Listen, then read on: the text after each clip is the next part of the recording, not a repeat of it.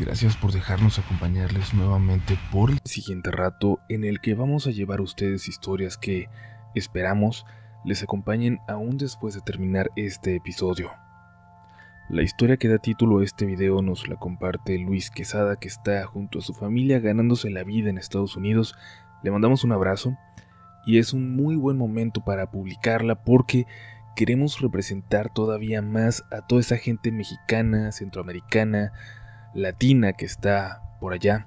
Queremos que nos cuenten las historias inexplicables que les ha tocado vivir de aquel lado y claro, también esas historias que les hace recordar sus lugares de origen. Queremos que se sientan bien representados también aquí en Relatos de la Noche. Por ahora esperamos que disfruten estas historias. Iremos de Ciudad de México al norte y de regreso iremos a Oklahoma e incluso hasta Perú. ¿Todo listo para comenzar? Ya no puedes arrepentirte. Ya estás entrando a Relatos de la Noche. Hola comunidad, les quiero compartir un relato que le sucedió a mi papá en los años 90, cuando era chofer de autobús de la línea 3 Estrellas de Oro. Cuenta mi padre que en un viaje de la Ciudad de México a Tijuana, le ocurrió algo en la carretera que lo dejó con un trauma que le acompaña desde entonces. Dice que casi llegando a Tijuana, en el camino, se le atravesó un hombre totalmente desnudo de pronto, de entre la oscuridad, tan de repente que no le dio tiempo de frenar. Muy asustado se detuvo metros después, pero lo raro fue que ningún pasajero había visto ni escuchado nada. Mi papá cuenta que se bajó del camión para ver qué había pasado, pero no encontró nada. No había sangre. No encontró ningún cuerpo y el camión no tenía ningún daño. Y fue entonces cuando se empezó a asustar. Tras no encontrar nada, siguió su camino hasta llegar a Tijuana, donde bajaron sin problema todos los pasajeros.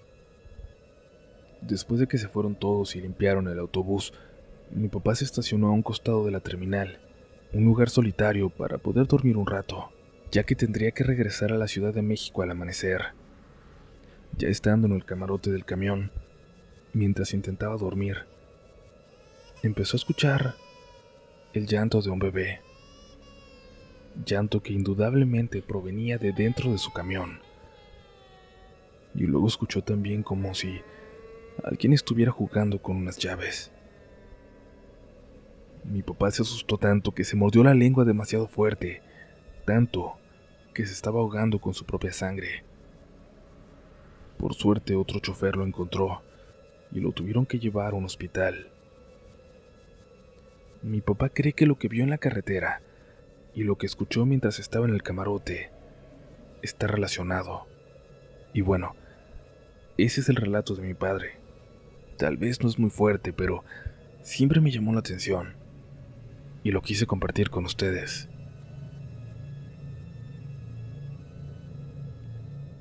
Saludos a toda la comunidad Relatos de la Noche.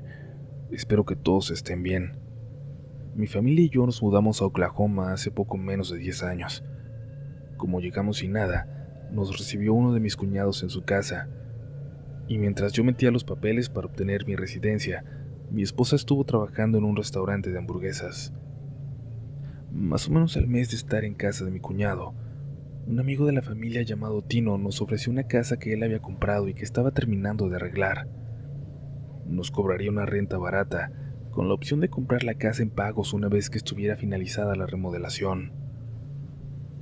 Las únicas condiciones eran que mientras yo no obtuviera mi permiso de trabajo, le ayudara a terminar los detalles que faltaban en la casa, lo cual básicamente era el garage, el cual estaba separado de la casa a mitad del patio y el exterior.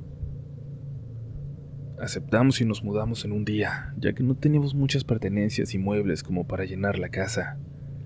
Mientras mi esposo trabajaba, yo me encargaba de llevar a los niños a la escuela, y al volver de dejarlos, empezaba a instalar tabla roca, a pintar, instalar siding, etc., dependiendo qué materiales hubiera ese día para trabajar. A los pocos días conocí a mi vecino de enseguida. Se llamaba Lance, y aunque no le entendía nada de lo que él me decía, poco a poco empezamos a entablar una precaria comunicación, aún y con mi muy poco inglés. Le caí bien, y de repente se acercaba a ayudarme o a mostrarme maneras más fáciles de trabajar en lo que yo estaba haciendo. Lance es lo que aquí en Estados Unidos llaman un handyman, una persona que puede hacer la mayoría de las reparaciones básicas y trabajos de mantenimiento que requiere una casa de vez en cuando: jardinería, electricidad, construcción, pintura, etc. Aprendí mucho de él y al poco tiempo ya podíamos entendernos mucho mejor.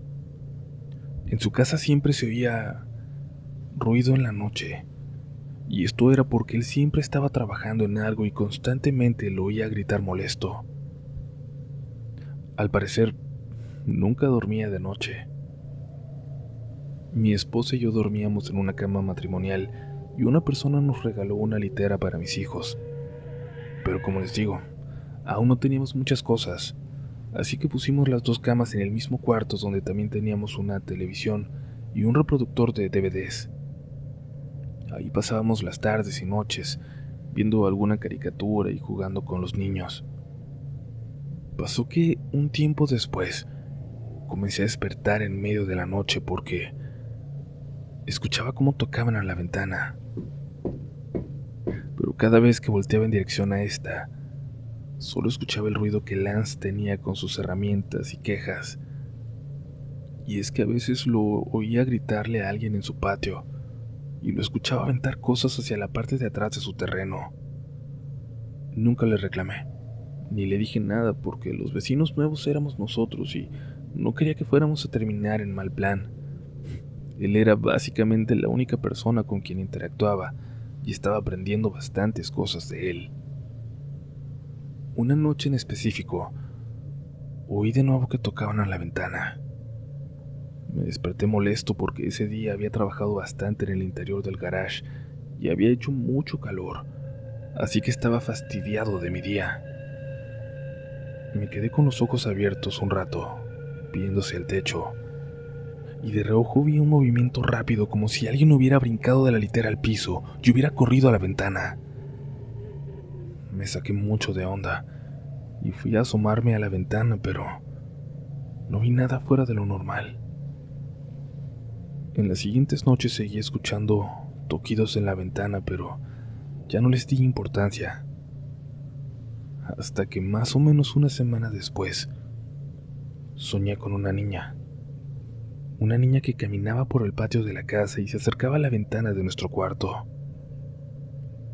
Se dirigía al garage y de allí caminaba de nuevo hacia la ventana. Tocaba 3 veces seguido y luego se iba hacia la parte de atrás del patio. Soñé 2 días seguidos a esa niña, y el segundo desperté cuando oí los golpes en la ventana. Me incorporé y me quedé sentado viendo hacia allá, pero no logré ver nada, hasta que dirigí mi vista a la litera. Ahí en la litera de arriba, a los pies de mi hija, estaba sentada la niña que había soñado. Una niña a la que pude ver bien y la cual también me veía fijamente a mí. Traía un vestido tipo jumper que parecía ser de mezclilla, una blusa clara pero sucia de tizne o de carbón. Estaba descalza y sus pies se balanceaban a la orilla de la litera. Su cara se veía muy oscura, pero oscura por manchas de tizne también. Su mirada se mantuvo fija en mí por al menos 2 minutos, creo yo, y aunque no había ningún brillo sobrenatural en sus ojos, podía sentir una pesadez muy densa en su mirada.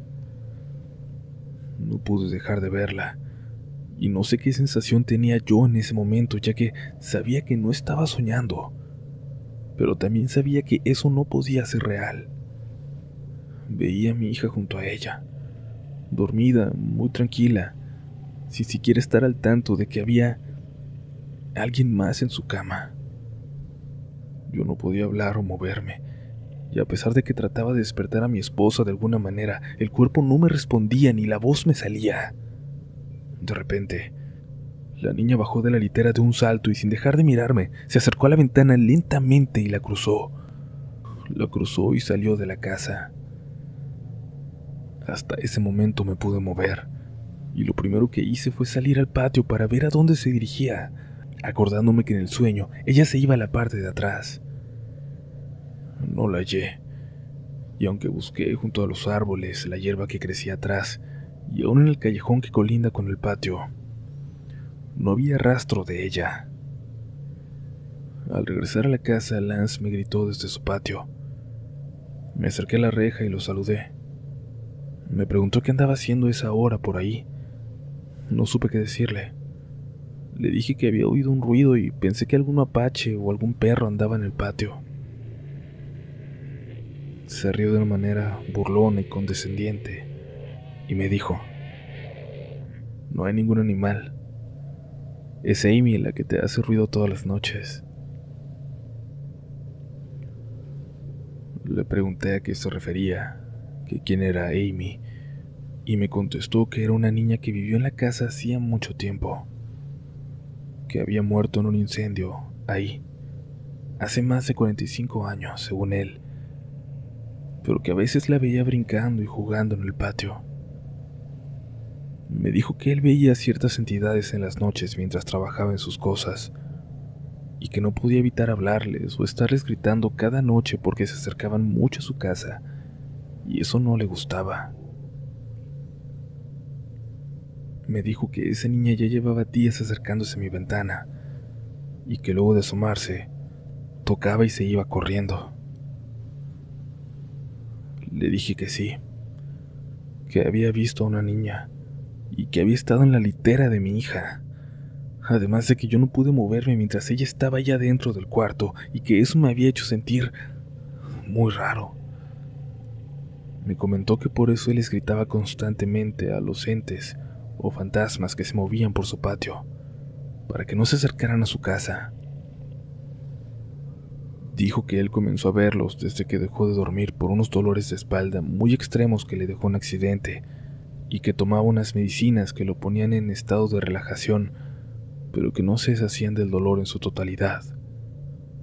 Esa era la razón por la que trabajaba por las noches, porque si se quedaba quieto el dolor volvía y se incrementaba, y no podía dormir más de 1 hora o 2 al día. Me dijo que no me preocupara, que la niña no era peligrosa y que seguramente solo tenía curiosidad de ver quién habitaba la casa, su casa. Me dijo que si la volvía a ver dentro, le ofreciera un juguete o algo que pudiera llamar su atención. La siguiente noche, dejé sobre la litera una pelota amarillo y azul que ninguno de mis hijos usaba. En la noche se oyó cómo la pelota cayó de la litera, y aunque escuché cuando rebotó varias veces en el piso, no quise abrir los ojos. A la mañana siguiente, la pelota no estaba en el cuarto. La busqué, pero no estaba allí. Cuando fui al garage a trabajar, la pelota se encontraba bajo un nogal que estaba al fondo del patio. Ahí la dejé, y no la volví a tocar. Amy nunca se apareció de nuevo ni en mis sueños ni en la casa, y gracias a Dios que, en cuanto obtuve mi permiso de trabajo, conseguí empleo en otra ciudad, por lo cual ya no tuvimos que quedarnos ahí.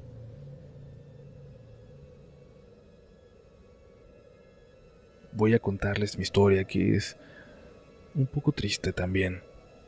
Hace algunos años, no recuerdo exactamente cuántos, sucedió aquí en Perú un accidente aéreo. Un avión había caído en la ciudad de Pucallpa.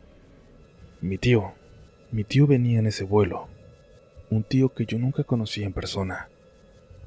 Aquel vuelo haría escala en Pucallpa y tenía que llegar a Iquitos. Lamentablemente, nunca llegó. Recuerdo que mi padre lloró con mucho dolor cuando se enteró de esa noticia, y ese día llovió muy fuerte.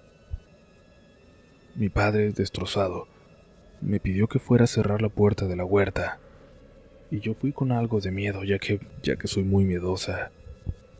Esa vez sí tenía razón para hacerlo, y es que afuera, entre la noche y la lluvia, claramente vi a un hombre mirándome fijamente directo a la cara, directo a los ojos.